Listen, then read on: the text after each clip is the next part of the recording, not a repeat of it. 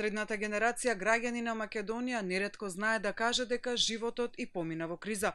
Прво се чекаше да помине транзицијата, па пред 15 години да се средат меѓуетничките односи, потоа да помине економската криза, за сега подолг период да се чека излез од политичката криза.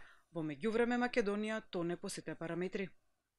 Топ тема на ваша страна токму затоа постави прашање на социјалните мрежи дали континуираната партиска војна на политичарите и поставувањето на државата во ќорсокак создава агонија и депресија кај граѓаните, дали државата се движи во погрешен правец. Владко Петров ни одговори дека државата од 91 е збунета и прави 3 чекори напред, 2 назад, но од 2008 намерно почна да се движи во тотална погрешна насока.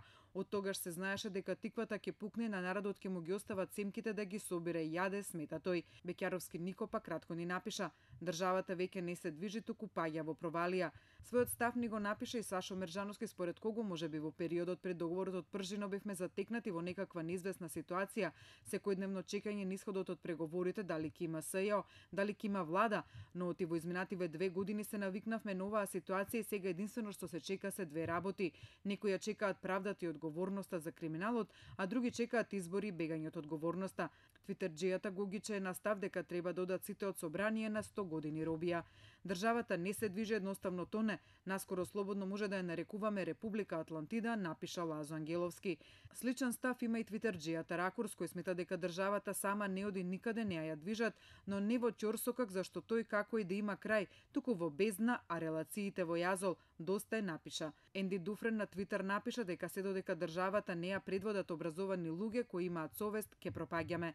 Твитерџијата Бојан го постави прашањето: идната влада или иднината, и констатира: секој здраворазумен човек ќе биде обескрбен се додека ситуацијата не се промени, и тоа радикално. Според МТ персона државата никако да застане на здрави нозе и да тргне во вистински правец, кој дојде ја искраде и се замина. Наскоро ќе нема ни народ, ни пари, констатира МТ персона.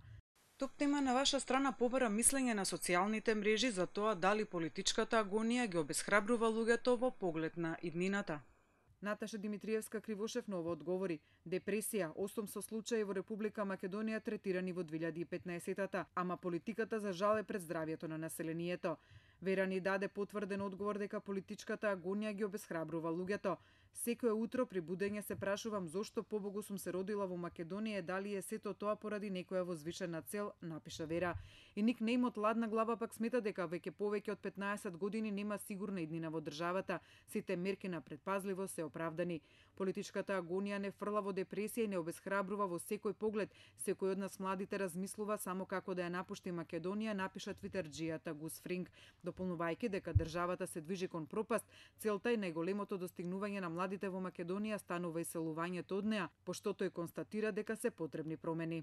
Од се ова може да се констатира дека граѓаните се изморени од политичката криза, од неизвестноста каде се движи државата со тоа и нивното секојдневие, но истовремено тие не се двоумат да го посочат виновникот за ваквата состојба, политичарите кои наместо да ја водат, ја заробија државата.